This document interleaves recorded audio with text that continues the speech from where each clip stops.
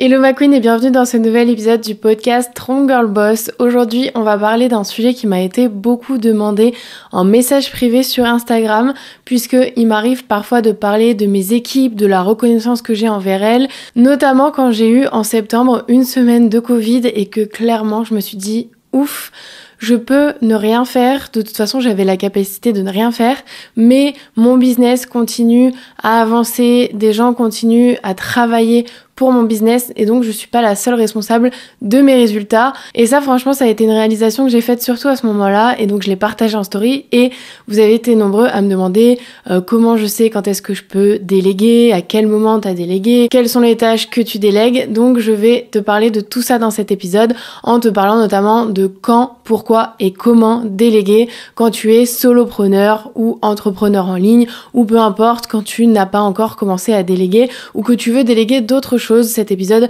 sera la réponse à toutes tes questions. Perso, si on m'avait dit il y a quelques années que j'allais travailler avec des équipes, que j'allais déléguer, etc., j'aurais clairement rigolé parce que franchement c'était une des plus grosses peurs que j'avais de travailler avec des gens parce qu'en fait je me suis lancée à mon compte pour ne pas avoir de contraintes. Donc je me disais ça va m'ajouter des contraintes, de la charge mentale, des responsabilités supplémentaires. Bref, vraiment ma phobie parce que tu sais que moi je construis mon business autour de ma vie et pas l'inverse et vraiment j'ai ce besoin de liberté, ce besoin de ne pas non plus faire des journées à rallonge, etc. Et au final, j'ai compris que ma peur était en réalité ce qui allait m'aider à avancer. Et c'est clairement ce que je te répète tout le temps, c'est souvent ce qui se cache derrière ta peur. C'est ce que tu veux vraiment. Et là, clairement, avec la délégation, c'est un peu ça. Clairement, oui, des fois ça me prend du temps, ça me prend de l'énergie, parfois c'est la gestion humaine est difficile et c'est pour ça on va voir aussi comment faire pour choisir les bonnes personnes, mais clairement ça a plus d'avantages que d'inconvénients selon moi, en tout cas dans mon business et avec les choix que j'ai faits, parce que ça me permet encore une fois d'être plus libre parce que j'ai moins de charge de travail, d'avoir une charge mentale qui est présente mais qui est différente puisqu'encore une fois tout ne repose pas sur mes épaules, donc quand j'ai besoin d'être off je peux l'être en me disant ça ne dépend pas que de moi et donc ça m'enlève quand même un gros poids sur mes épaules. Et je vais t'en reparler aussi, ça me permet de faire encore plus de choses, de mener encore plus de projets à bien et de faire grossir mon business. Ça m'a aussi permis de ne pas détériorer mon expérience client au profit de ma croissance. Je m'explique, si tu vends une offre en ligne tu peux scaler seul, c'est clair, mais à un moment l'expérience de tes clients va en pâtir. Surtout si tu proposes un accompagnement ou un suivi, à un moment tu peux pas tout faire. S'il faut que tu vendes, tu seras pas présent pour répondre à tes clients.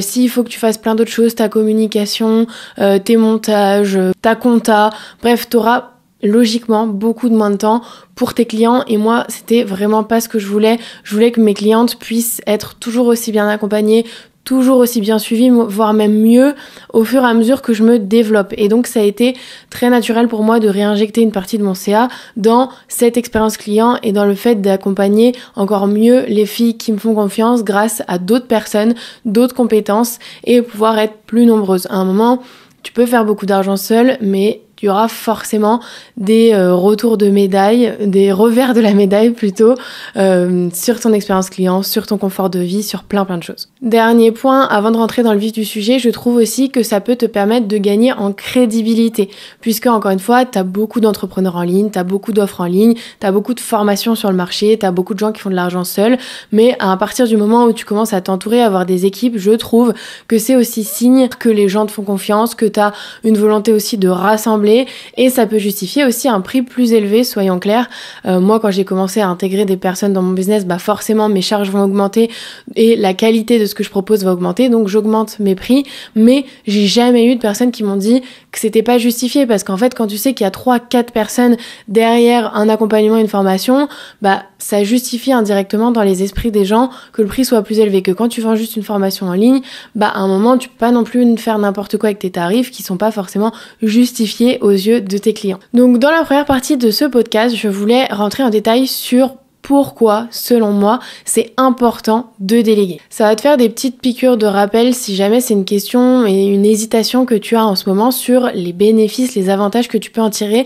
Et à chaque fois, je t'illustrerai ça avec mon exemple personnel parce que c'est ce que tu viens chercher aussi dans ce podcast. Première raison, selon moi, c'est de gagner du temps sur les tâches à forte valeur ajoutée. Autrement dit, les tâches qui vont te rapporter le plus d'argent et les tâches aussi pour lesquelles tu es dans ta zone de génie. En fait, il y a plein de choses quand tu vas commencer à développer ton business qui ne sont pas importantes, pas urgentes, qui ne sont pas tes domaines de compétences principaux et aussi qui ne te font pas gagner d'argent directement. Ça peut être la compta, ça peut être des tâches ultra répétitives, ça peut être par exemple moi dans mon cas le montage. Moi là où j'ai de la valeur c'est dans le tournage, dans le script, vraiment là où je peux créer des choses, transmettre des choses. Après le montage c'est quelque chose que je savais faire, bien évidemment pas dans les moindres détails avec des compétences énormes, mais ça pouvait faire l'affaire au début du podcast notamment, quand j'avais pas encore assez de chiffre d'affaires à réinjecter dans ma création de contenu, je faisais les choses moi-même, mais je voyais que ça me prenait du temps, ça me faisait travailler les week-ends, enfin voilà, c'était pas du tout optimal et tout le temps que je pouvais passer chaque semaine à monter, ça aurait pu être du temps que je passe sur ma communication ou dans mes ventes sur les semaines de lancement. En priorité, c'est évident, la délégation, c'est un gain de temps sur les choses que tu ne maîtrises pas à 100% ou qui ne te font pas gagner d'argent. Par exemple, mon alternante, Valentine, va la plupart du temps être en charge de faire les mises à jour sur mes plateformes de formation, quand il y a des nouveaux workbooks, des nouveaux modules, des nouvelles leçons, des nouvelles vidéos, etc. C'est elle qui se charge de toute cette partie logistique. Elle se charge aussi de la mise en forme des workbooks et moi, du coup, ça me permet de me concentrer sur le message que je vais transmettre, les outils que je vais donner à mes clientes, les questions que je vais leur poser dans les workbooks, mais c'est pas moi qui vais numéroter les pages, mettre ça en forme avec des couleurs et tout. C'est ce que je faisais évidemment au tout début, tout ce que je délègue en général, je l'ai déjà fait un moment, mais c'est clairement de la perte de temps pour moi au niveau où je suis de mon business. Et il faut clairement être assez objectif pour identifier ça. Même si tu peux et tu sais faire, ça ne veut pas dire que tu dois le faire. Et là, tu vois, je lance un nouveau module, Valentine est à l'école. En ce moment, je me retrouve à devoir uploader des vidéos, à devoir faire la mise en page des workbooks. Et franchement, du coup, je lâche un peu sur mon perfectionnisme et je me dis que le plus important, c'est le message. Mais j'avoue que quand Val est là, ça m'enlève vraiment un gros poids. Notamment quand on est passé d'une plateforme à l'autre. Clairement, c'est elle qui a tout géré et ça m'a gagné un temps fou où moi, j'ai pu me concentrer, encore une fois, sur ma communication pour faire des ventes et faire rentrer des personnes sur cette plateforme. Et non pas gérer la logistique de cette plateforme. Deuxième point important, évidemment, la délégation, c'est la base et l'avantage principal, c'est d'éviter l'épuisement professionnel, voire le burn-out. C'est un sujet dont on ne parle pas assez. Il y a tellement d'entrepreneurs qui arrêtent tout parce qu'en fait, au bout d'un moment, ils font un burn-out ou alors qui continuent mais qui s'épuisent et ça flingue même leur santé. Je t'en ai déjà parlé, mais moi, je sais que Caroline Receveur, elle m'a mis un électrochoc quand elle a dit qu'elle s'était provoqué son cancer parce que elle avait jamais lâché prise, qu'elle était tout le temps sur tous les fronts et qu'elle infligeait à son corps en fait des choses qu'un humain est pas capable de tolérer. Et donc j'ai trouvé ça puissant. On y croit, on n'y croit pas. Moi je me dis qu'à un moment donné, les mots, on le sait, viennent dans un premier temps de ce qu'on pense, de ce qui se passe dans notre tête. Et donc je me dis, c'est quand même risqué pour des gens qui veulent la liberté financière et géographique de se flinguer la santé en seulement quelques mois, quelques années. Si je te le dis, c'est parce que tu le sais, moi en mars, de janvier à mars, même peut-être un peu avant, j'étais vraiment en épuisement. Je me suis épuisée sans m'en rendre compte parce que je voulais tout faire et je me mettais une pression toute seule. Donc voilà, chose très importante aussi, c'est certes de déléguer, mais tu peux aussi te faire accompagner, moi vraiment, que ce soit par un thérapeute ou par un coach business ou les deux en même temps. C'est vraiment quelque chose qui est super important quand t'es à ton compte parce qu'à un moment, tu peux pas tout gérer tout seul, tu peux pas avoir à chaque fois toutes les responsabilités sur tes épaules et ne jamais te délester de tout ce poids. Donc vraiment, prends ça très au sérieux, c'est ultra important pour moi.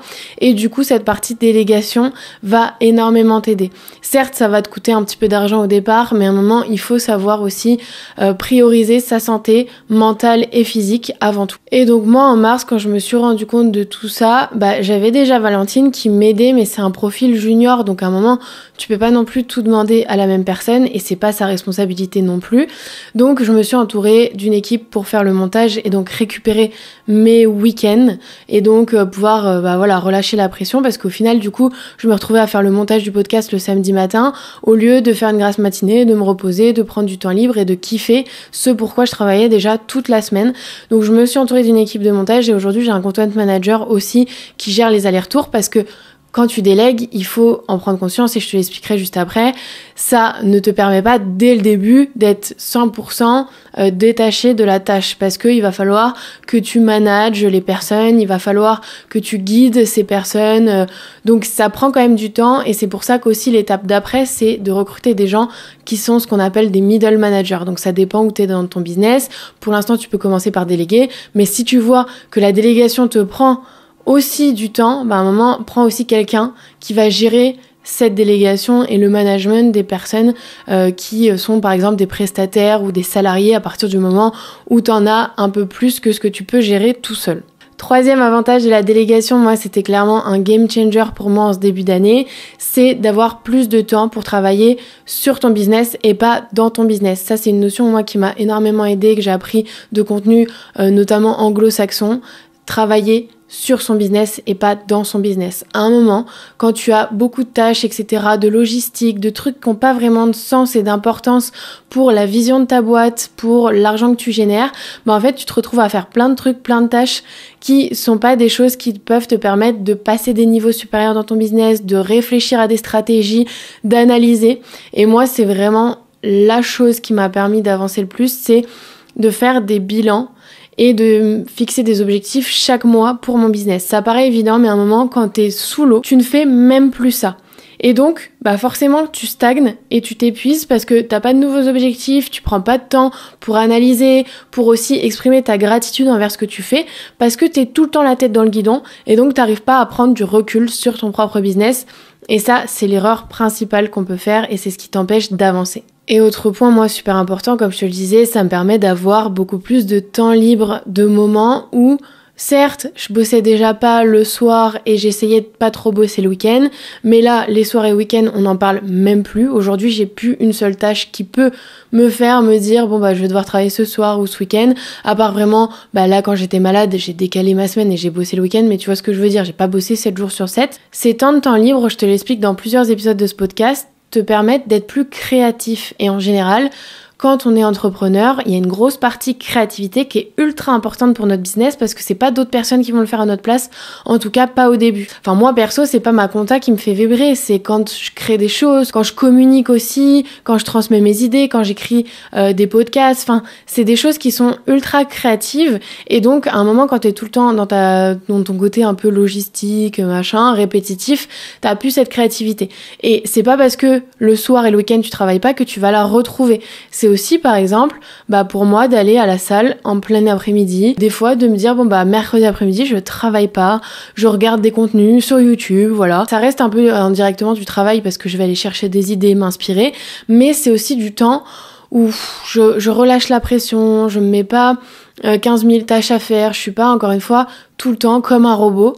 Et ça, la délégation, ça m'a vraiment permis ça parce que ça a allégé mes journées et ça a allégé ma vie. Et donc, ça a allégé aussi mon cerveau qui a permis de retrouver sa créativité d'origine. Et quatrième point ultra important dont on parle pas assez, déléguer, ça te permet de lancer de nouveaux projets. Parce qu'à un moment, encore une fois, t'as que 24 heures dans une journée et pas 24 heures où tu travailles.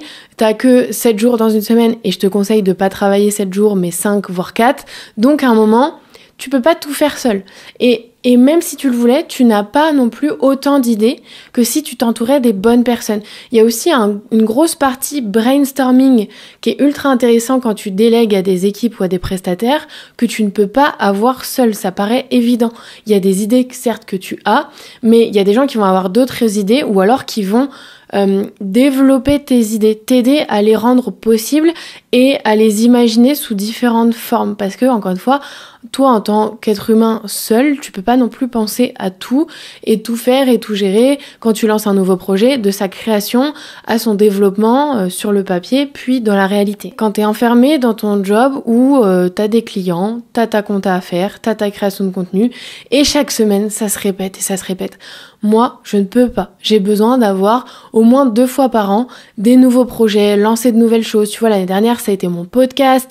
C'était vraiment quelque chose à côté de mon business qui m'a fait kiffer, où j'ai pu exprimer ma créativité, où je me suis dit je vais avoir un nouvel impact. Là, cette année, c'est plus ma chaîne YouTube, ma direction artistique qui change. Ça a été aussi mes séminaires, mes événements. Là, c'est le nouveau module. Enfin, tu vois, toutes ces choses que je crée où tout le monde me dit mais comment tu fais pour faire autant de trucs? On dirait que chaque mois, t'as des nouveaux objectifs, t'as des nouvelles stratégies.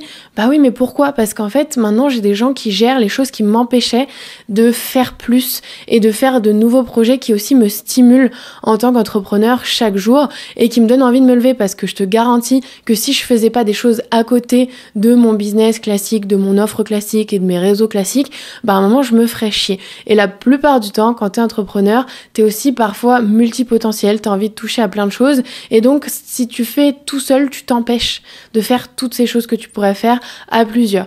Ça demande pas d'être 15, on est d'accord. Moi, pour l'instant, c'est pas du tout mon objectif. Peut-être que j'évoluerai aussi, mais je veux pas avoir trop de personnes, parce qu'encore une fois, je veux pas retomber dans l'épuisement, et je sais que manager et gérer plein de monde, c'est aussi de l'énergie totalement différente que quand tu travailles tout seul. Donc moi, par exemple, juste Valentine, ça m'a énormément aidé, comme je te le disais, à lancer de nouveaux modules potentiellement ou d'améliorer mon offre existante, mais aussi sur mon 2e séminaire, à faire un séminaire à la hauteur de mes espérances, à la hauteur de ce que j'avais envie de transmettre. Le premier, je l'ai organisé toute seule en me disant ça va être une première étape, mais je sais que je ferai plus grand après, et encore une fois c'est à toi de décider. Mais tu vois, il y avait une 15aine de personnes, c'était dans ma ville, voilà, j'ai mis du temps à l'organiser, mais j'avais envie de le faire. Le 2e, déjà j'avais plus du tout envie de contacter les salles, les hôtels, de gérer les réservations, de répondre aux questions de mes clientes sur l'organisation, la logistique. À un moment, comme je te l'expliquais aussi dans l'épisode dédié sur le séminaire, c'est pas mon rôle non plus aux yeux de mes clientes, moi je suis au-dessus de tout ça. Et il faut aussi que je puisse me mettre dans l'énergie où je vais transmettre et pas dans l'énergie où je vais organiser. Donc, encore une fois, c'est totalement différent.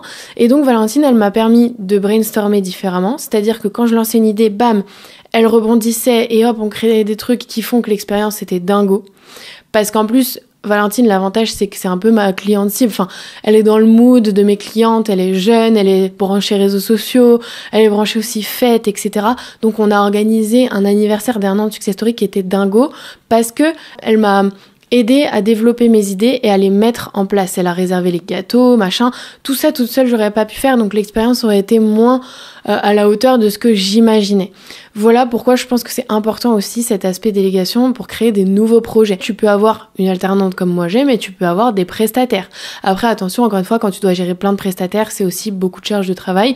Donc à toi de voir si tu veux, par exemple, un bras droit, comme moi Valentine a été, puis ensuite des prestataires comme j'ai Manon, j'ai l'agence de vidéo, j'ai Valentin Content Manager, maintenant voilà, j'en ai beaucoup plus. Mais j'ai commencé avec un bras droit en me disant, je vais pouvoir me reposer sur elle pour plein de missions différentes, qui sont pas des missions d'un profil senior, mais qui sont des petites missions qui vont m'aider au quotidien. Donc ça, c'est à toi de voir aussi, et je vais t'expliquer ça dans la prochaine partie. Deuxième question, c'est quand est-ce que c'est le moment de déléguer? Ce que je voulais te dire, c'est que la première étape pour savoir si c'est le moment, c'est de t'écouter, de suivre ton intuition. On le fait pas assez, et quand tu écoutes mon podcast, c'est aussi un réflexe, et t'as envie d'avoir l'expérience des autres, t'as envie d'être sûr à 100%, t'as envie de faire des choses qui marchent chez les autres, mais à un moment, comme je te dis tout le temps, ce qui marchera pour toi, c'est ce qui est aussi profondément aligné à toi. Donc il faut que tu suives ton intuition. Si tu sens que tu commences à être fatigué, ne nie pas cette fatigue et trouve des solutions et anticipe. Si tu sens que tu as envie et que tu es capable de développer ta boîte et d'avoir beaucoup plus d'argent, et que la seule chose qui te freine, c'est cette peur de ne plus être aussi libre, de ne plus de travailler beaucoup plus, etc., bah c'est aussi un bon signe du fait que tu as besoin d'avoir des gens pour t'aider à atteindre ces ambitions-là. Il y a des gens, je trouve, qui, parce qu'ils ont peur de déléguer, d'avoir des gens et donc de manquer de liberté et de contraintes, et moi j'étais la première, du coup s'empêchent d'avoir des business qui font plus d'argent, qui ont plus d'impact, qui touchent plus de clients, parce qu'ils se disent oui, mais ça veut dire forcément que je vais augmenter ma charge de travail, alors que c'est faux. Clairement, c'est faux, c'est des croyances limitantes que tu as, donc peut-être que cet épisode va te débloquer. Mais encore une fois, première étape, écoute-toi. Ensuite, donc il y a un moment où il va y avoir quand même des premiers signaux d'alerte autres que juste l'intuition. Ça va être que tu vas vraiment commencer à être fatigué. Visuellement, ça va se voir. Moi, quand je re-regarde mes vidéos de mars, j'ai le visage gonflé, j'ai des énormes cernes, j'oublie parfois des mots, j'ai des moments d'absence, j'ai beaucoup plus de mal à me concentrer aussi à ce moment-là, j'ai beaucoup plus de mal à gérer mes émotions à ce moment-là, je pleure beaucoup plus, je suis beaucoup plus anxieuse. Qu'est-ce qu'il y a d'autre aussi ? C'est la première fois de ma vie à ce moment-là, de mon business, que les lives avec mes clientes me font chier. J'ai toujours fait mes lives à 8h du matin et j'étais toujours heureuse de me lever. Et à ce moment-là de mon business, je n'avais même plus envie. Des fois, mes clientes me posaient des questions et je me disais, putain, mais ça fait 1000 fois que j'y réponds, je perdais patience très vite, je m'énervais très vite, que ce soit pas sur mes clientes, mais après, ou sur mes proches, parce que malheureusement, c'est aussi tes proches qui prennent quand t'as un business. Donc vraiment, attention. Et moi, je me disais, peut-être que ça veut dire qu'il faut que j'arrête. Non, ça veut pas dire qu'il faut que t'arrêtes si vraiment c'est quelque chose qui à la base te fait kiffer. Ça veut dire qu'à un moment, il faut que tu ralentisses, que tu te reposes, que tu revoies tes priorités, que tu repenses à quelle est ta vision de ton business et que peut-être que tu délègues pas mal de tâches qui te prennent beaucoup d'énergie pour peu de résultats, qui feront que tu auras beaucoup plus de temps pour toi et donc pour retrouver ta créativité et donc pour retrouver aussi l'amour de ce que tu fais. Moi, il y a aussi un autre exemple, ça a été quand, dans Success Story, au tout début, comme j'avais moins de facilité de paiement, etc., c'était des nanas qui étaient vraiment ultra déter à investir en elles, donc qui avaient déjà un niveau de développement perso et de mindset élevé, et donc on y allait, bam, on se posait pas de questions, dans les lives, ça enchaînait et tout. J'avais pas encore pris conscience qu'à un moment, j'allais avoir des clientes qui sont à un niveau de mindset plus bas, et donc qui ont besoin d'être rassurées, qui ont besoin de casser certaines croyances limitantes, mais pas de la manière brutale comme moi je peux le faire, mais plus avec une écoute, une énergie beaucoup plus douce que la mienne. Et donc c'est à ce moment-là, quand certaines de mes clientes me plombaient mon énergie, et je leur en voulais pas du tout, parce qu'en fait elles ont le droit, et je suis là, et Success Story est là pour les aider, mais en fait je sentais que moi j'étais plus la meilleure personne pour le faire, et je sentais que moi je suis une éponge, et je suis hypersensible, et du coup quand une nana m'envoyait le matin, j'ai envie de tout arrêter, je suis au bout du rouleau, nanani, et ça va pas, moi j'absorbais tout ça, je savais pas comment réagir, et en plus j'absorbais les émotions, et du coup j'étais dans une mauvaise énergie pour ma journée. Et tu te doutes bien qu'à un moment dans ton business tu peux pas te laisser submerger par les émotions de tes clientes. Et donc c'est à ce moment-là où j'ai eu le déclic et je me suis dit, il me faut quelqu'un qui ait ce rôle-là. C'est ultra important pour mes clientes, donc il faut que moi je puisse répondre à ça, mais je suis pas la meilleure personne pour le faire. Et ça nécessite aussi une certaine forme de maturité, de connaissance de soi, etc. Et donc c'est à ce moment-là que j'ai fait appel à Mareva, qui est la coach mindset de Success Story Pro, et qui du coup aide énormément les filles à travailler sur leur mental, sur leur énergie, sur leurs émotions, sur des clés totalement différentes que moi je peux leur donner, et du coup c'est super complémentaire, parce que moi je suis dans une énergie plus souvent masculine, même si j'intègre de plus en plus ces notions de priorité de soi, etc. Mais j'ai quand même une manière de transmettre qui est plus rude, qui est plus dure, et qui est plus en mode je te secoue pour avancer. Et il y a certaines personnes qui au départ ont pas... ça suffira pas en fait, parce qu'elles ont besoin déjà d'écoute profonde, etc. Donc voilà pourquoi en fait ça a été la deuxième personne à qui j'ai délégué, je crois, après avoir recruté Valentine. Et clairement, game changer encore. Moi, ça me permet maintenant de plus me culpabiliser aussi, parce que je me disais, si mes clientes, elles ont pas de réponse, elles ont pas d'écoute de ma part, c'est quand même abusé, parce que, elles ont le droit aussi d'être à ce niveau-là. Moi, quand j'ai commencé, j'étais aussi comme ça. Enfin, voilà. Donc, à un moment, ça a été une super décision pour moi et je la regrette pas du tout.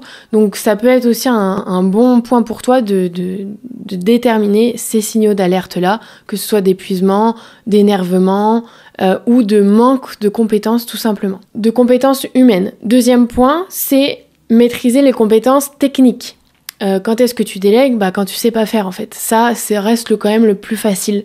Mais attention, encore une fois, quand tu sais pas faire, tu peux aussi te faire avoir. Parce que tu vas te dire, je sais pas faire, je laisse faire.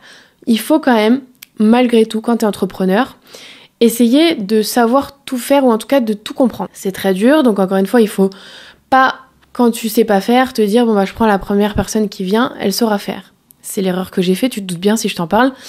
notamment au niveau comptable. Je me suis dit, TVA et compagnie, je veux pas du tout gérer parce que j'ai pas envie de faire de bêtises. Il y a aussi cette notion de attention. Même si tu peux te tromper et ça peut te coûter cher. Donc parfois, faire confiance, investir un petit peu d'argent, c'est aussi en gagner pour pas faire de bêtises. Donc moi, j'ai pris mes comptables sans forcément comparer, etc.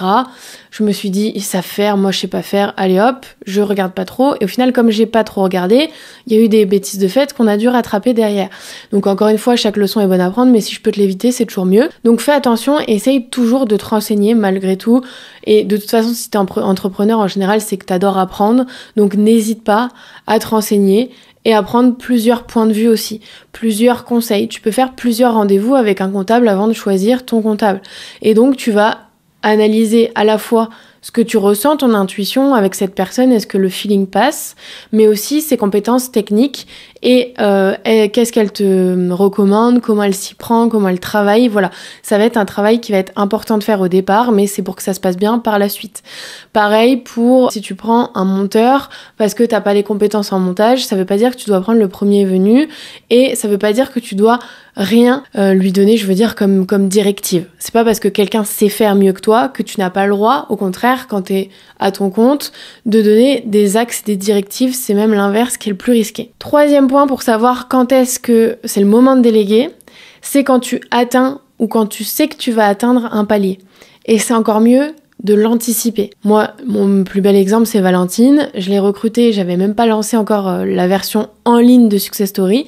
J'avais lancé que le bêta test en one-one avec 6 clientes, mais je savais que j'allais créer un accompagnement en ligne avec du suivi à distance, que je voulais au moins 10 clientes par mois et qu'à un moment, j'allais devoir me faire aider d'un bras droit pour plein de tâches qui me permettront moi de me concentrer sur ma stratégie, etc. Et je suis ultra fière de moi d'avoir pris ce risque et d'avoir su anticiper tout ça et croire en ma vision, parce qu'au final, Valentine, en fait, le temps que je la recrute en alternance et tout, elle est arrivée 6 mois après, et 6 mois après, je faisais 30 000 euros à chaque lancement, et à l'époque, quand je dis 30 000 maintenant, ça me paraît que dalle, mais à l'époque, c'était quand t'es tout seul, faire 30 000 balles, il faut suivre. Ça dépend de ce que tu proposes, encore une fois, mais ça veut dire que tu as potentiellement pas mal de clients à gérer. En plus, moi, j'ai des clients qui sont dans mon offre à vie tant que l'offre existe pour Success Story Pro. Donc ça veut dire qu'en fait, j'ai pas 10 clients, puis le mois d'après 10, c'est que j'en ai 10, puis 20, puis 30, puis 40, etc. Donc à un moment, je peux pas gérer tout le monde toute seule, ou alors je ferai plus que ça, donc ça veut dire que je fais pas ma com, que je fais pas de vente, etc. Donc Valentine, je l'ai recrutée quand j'avais pas encore les moyens de la payer, mais je croyais en moi, je savais que j'allais le faire, et ça m'a aussi aidé à me dire, de toute façon, j'ai pas le choix. Il y a Valentine qui arrive, donc j'ai intérêt à atteindre mes objectifs. Ça m'a pas mis une énorme pression parce qu'encore une fois, si j'avais pas réussi, j'en aurais tiré des leçons, des conséquences, et puis voilà, malheureusement ça aurait pas été facile, mais un contrat d'alternance ça se rompt, et voilà. Quand tu prends des risques, parfois t'as l'impression que tu joues ta vie alors que pas du tout.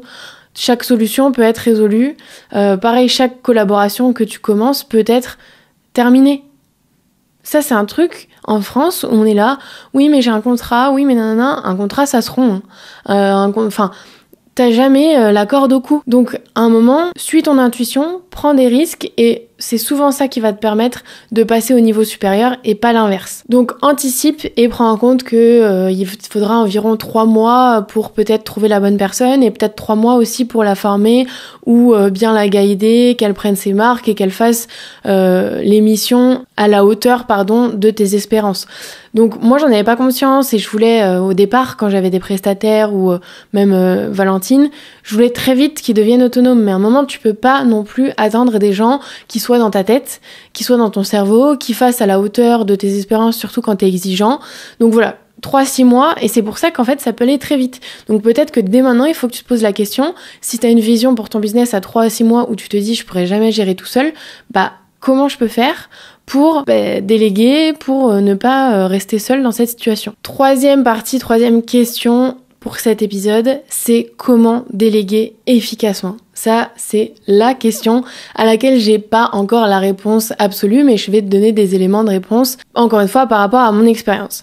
Déjà, première étape, c'est de définir clairement ce que tu veux déléguer. Comme je te le disais, il faut identifier les tâches qui sont répétitives pour toi, les tâches qui sont pas forcément urgentes ou importantes, mais qui sont quand même à faire et que tu peux pas faire parce que toi, t'as d'autres priorités, les tâches où t'as pas forcément les compétences, ou encore les nouvelles tâches si tu veux lancer d'un nouveau projet. Et parfois, ce sont aussi des tâches que tu sais très bien faire, mais qu'à un moment sont plus prioritaires dans ton business, encore une fois, parce qu'elles te font pas gagner d'argent ou qu'elles sont pas dans ta zone de génie. Et ensuite, il va falloir prioriser tout ça, étape par étape, dans ton calendrier, qu'est-ce qui vient dans 3 mois, 6 mois, 1 an, quelle est la première étape que tu peux faire vers la délégation, quelle est la tâche la plus importante ou la plus lourde pour toi, ou qui te permettrait de gagner plus d'argent si tu la délègues, parce que toi tu gagnes du temps et parce que c'est mieux fait peut-être.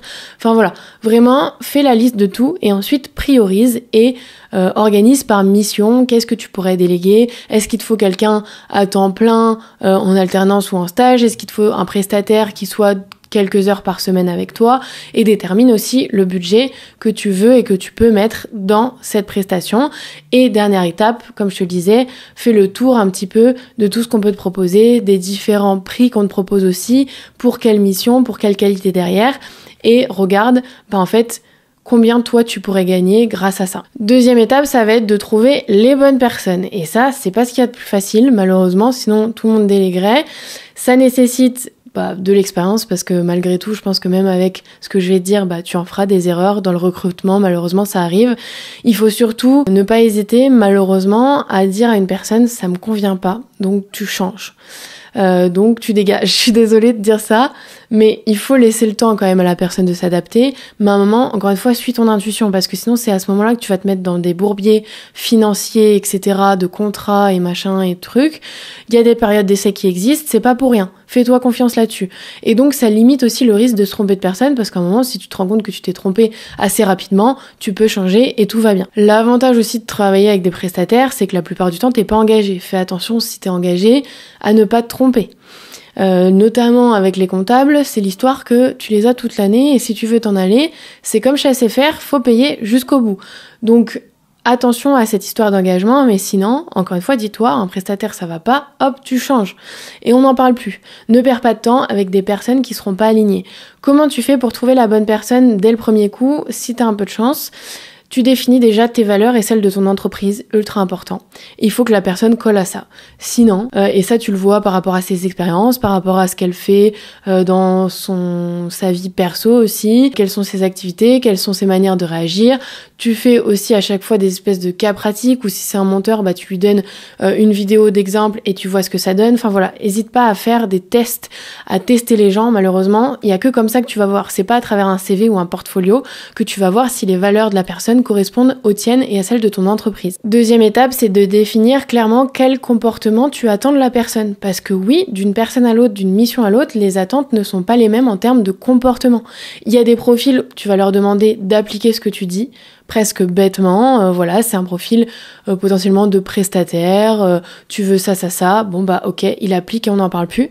Et t'as d'autres profils plus peut-être créatifs, force de proposition, et donc c'est pas le même type de personne.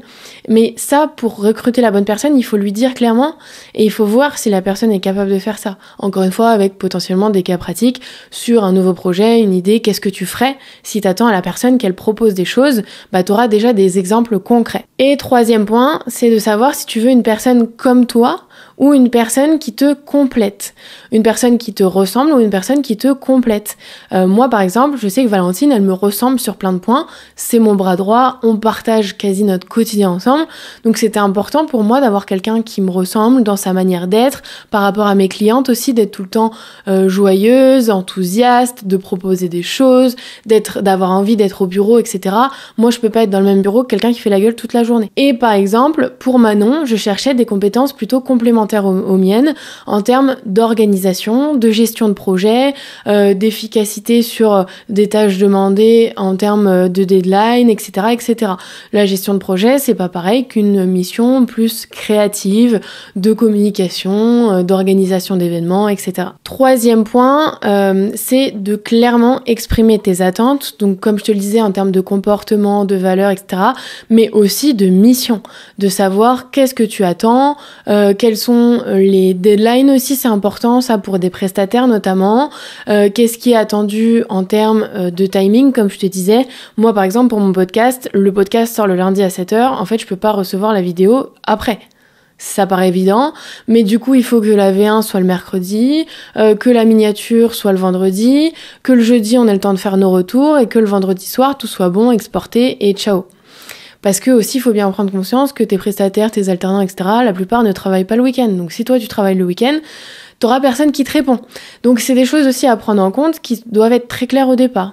Autre point, par exemple, moi, sur ma DA, je sais exactement ce que je veux en termes de montage, d'inspiration. Je dis qu'est-ce que je consomme, qu'est-ce que j'aime bien regarder, qu'est-ce que j'aime pas, quelles sont mes inspirations, quelles sont les choses, au contraire, qui sont tout ce que je veux combattre, entre guillemets, et quel message je veux transmettre. Et ça te permet d'embarquer les gens avec toi et de déléguer avec une vision. Ça, c'est ultra important. De donner aussi aux gens des axes. Par exemple, pour le séminaire, comme je t'avais expliqué dans l'épisode dédié, j'ai dit, c'est comme si c'était ton anniversaire. Quand tu l'organises, il faut que ce soit aussi bien, aussi quali que si c'était le tien. Et dernier point sur comment déléguer efficacement, c'est de savoir lâcher prise, lâcher le contrôle. Parce qu'en fait, si t'es tout le temps derrière tes prestataires, tes salariés, tes équipes, et que tu leur fais pas confiance, donc déjà, je t'ai expliqué, pour gagner leur confiance et tout, il y a un petit temps, il faut recruter les bonnes personnes, mais une fois que t'as fait ça, tu peux pas être sur leur dos. Tu peux pas ne pas leur faire confiance, tu peux pas ne pas les laisser faire les missions pour lesquelles tu les as embauchés. Sinon, c'est de la perte de temps, de la perte de l'énergie et de la perte d'argent dans ta délégation. Il faut savoir lâcher prise, il faut aussi accepter que ça va pas forcément être fait pareil que toi, mais ça veut pas dire que c'est pas bien fait. Assure-toi que c'est bien fait, que ça a de l'impact, etc. Parce qu'il faut pas que ce soit mieux si c'était toi qui le faisais, genre dans le sens ça peut être mieux parce que toi tu trouveras toujours que c'est mieux, mais si c'est efficace, ça veut dire que t'es pas objectif et que c'est juste parce que toi tu te dis que tu ferais mieux. Mais ça c'est complètement subjectif. Objectivement, est-ce que ça t'apporte des résultats ? Et si oui, alors laisse faire, même si c'est pas exactement comme tu l'aurais fait. Si par contre, en effet, c'est pas optimal et ça t'apporte pas les résultats par rapport à si c'est toi qui le faisais, là, il va falloir revoir l'équation. Mais encore une fois, ça peut te permettre de gagner du temps ailleurs et donc d'être plus aussi efficace ailleurs. Donc voilà un petit peu les étapes, mais n'oublie pas qu'en fait, si tu es tout le temps derrière quelqu'un, que tu repasses derrière, que tu refais à ta sauce, déjà, encore une fois, perte de temps, d'argent et d'énergie, et aussi perte de confiance en elle. La personne, si elle voit qu'à chaque fois qu'elle fait quelque chose, tu repasses derrière et que ça sert à rien, à un moment, flemme. Grosse flemme. Donc fais attention à comment tu manages tes équipes, essaie d'apprendre à les connaître, à apprendre à connaître leur manière de travailler. Tu as le droit évidemment de modifier, d'adapter certaines choses, mais explique toujours pourquoi tu le fais et comment tu le fais. Et comme ça, les personnes vont s'améliorer aussi au fur et à mesure de leur collaboration avec toi. Voilà tout ce que j'avais à te dire autour de la partie délégation qui, perso, a été vraiment game changer dans mon business, que j'aurais pas imaginé il y a quelques mois, années, et qui au final est aujourd'hui mon quotidien. J'en suis très contente. Je suis très reconnaissante de mes équipes. Je suis très contente d'avoir appris toute l'année à mieux manager, à mieux transmettre ma vision, mes objectifs, à mieux embarquer les personnes avec moi. C'est comme tout dans l'entrepreneuriat, un apprentissage quotidien, mais ça te permet aussi de t'élever en tant que personne et d'apprendre à mieux te connaître et à mieux connaître les autres. Donc je trouve que le chemin de la délégation est ultra aussi important dans tes étapes de business, et surtout ne te censure pas, ne t'empêche pas d'avoir de grandes ambitions, d'atteindre de grands chiffres, de grands objectifs de chiffre d'affaires ou autre, parce que tu te dis que tout seul tu seras toujours mieux. C'est faux. En tout cas, moi j'en ai été la preuve, et je te dis à la semaine prochaine pour le prochain épisode de Strong Girl Boss.